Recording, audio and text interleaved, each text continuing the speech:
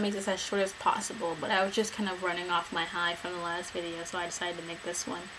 I've always had a really, really serious problem with the whole philosophy as it doesn't matter what they're reading as long as they're reading.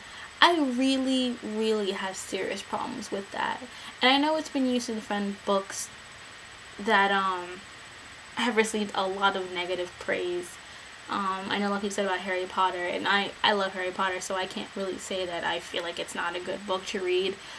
But at the same time, I feel like if you think something is a bad book, you should not be happy that your child is reading it. I don't understand why we have gotten it so... why it's become such a normal idea to accept the fact that kids don't like to read. I don't understand why it's become so acceptable that kids don't read. I don't understand why it has to be this thing where, you know, as long as they're reading something that has a decent ratio of words to pictures, it's okay whatever they read. I can't imagine that in my mind. In my mind's eye, I'm trying to picture myself as like a little kid reading something that was trash and my parents saying, oh, it's just good that she's reading. I can't. I really don't understand that whole concept, and I think it's counterproductive.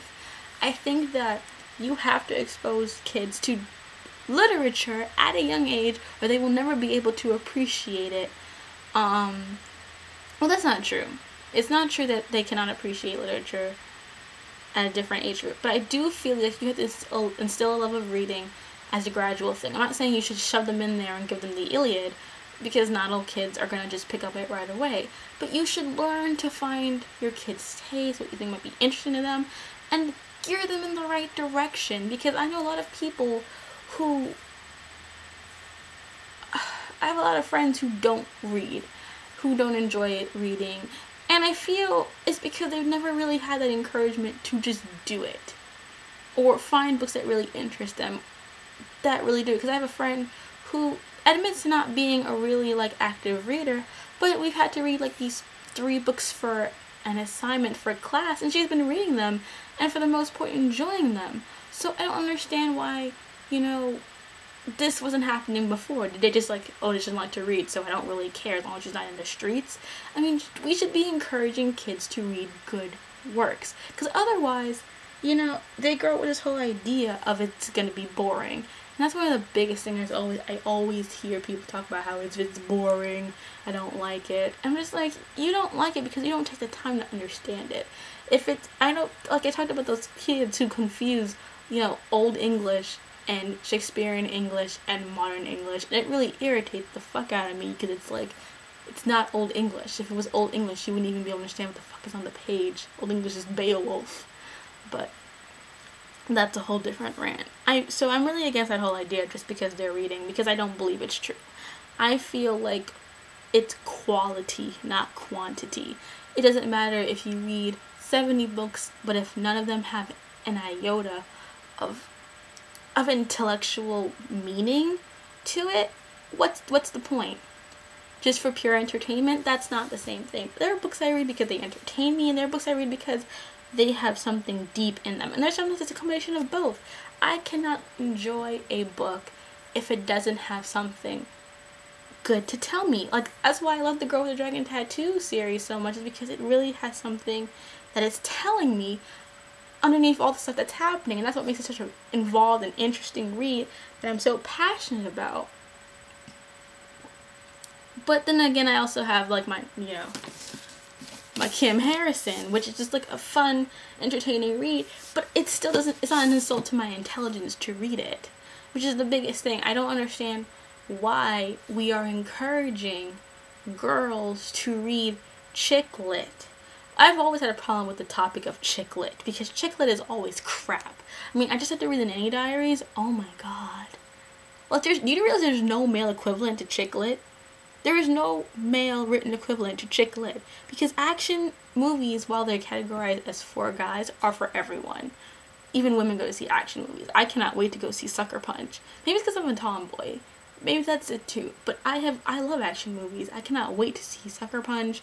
I can't wait to watch all the superhero movies. I know they're supposed to be for boys, but they always kind of have unisex theme towards the entire thing so they can appeal to all audiences. But chick lit and rom-coms, it's like, why is there a female genre and it's all crap? And it really irritates me. It's just like, what?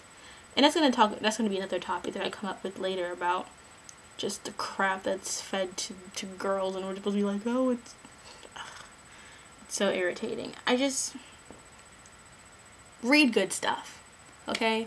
Even if you can't read the big ones, start with little things.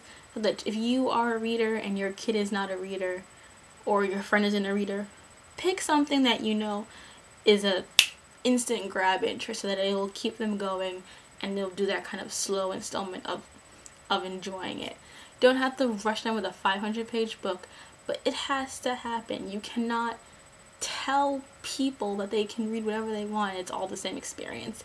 It's not. I have a totally different experience reading Pale Demon and The Girl Who Kept the Hornet's Nest. Completely different experience. I have a different experience from when I read Let the Right One In and, you know, Vampire Academy, or when I read Harry Potter and The Witching Hour by Anne Rice. Completely different. Different intellectually, different written wise, the level of language, the level of prose. You know, it's a completely different experience when you go from one to another. And I feel like if you don't at least learn to enjoy both to some degree, even if you're not in love with it or passionate about it, if you don't learn to at least, I would say, understand it, you're missing out on something very, very important. I'm not saying that they're all great. There are a lot of classical books that I think are really not that great, but at the same time, when it comes down to it, I understand why they are classics. I have read books that I think that are categorized as classics that I think are horrible, but at the same time, I'm like, I don't like this book, but I completely understand the Portrait of an Artist as a Young Man by James Joyce. I had to read that for a class, and I did not enjoy reading it at all. I don't really enjoy stream of conscious novels as a whole, and I did not enjoy it at all. But at the end of reading that book, while I did not like it and I did not enjoy it, I understood why this book is considered so good. Like, I'm like, it is amazing on an intellectual level, but it is not for me. Could not get into it. But the fact that I can understand that difference is a huge, huge thing compared to people who are just like, it was boring, couldn't get into it, whatever.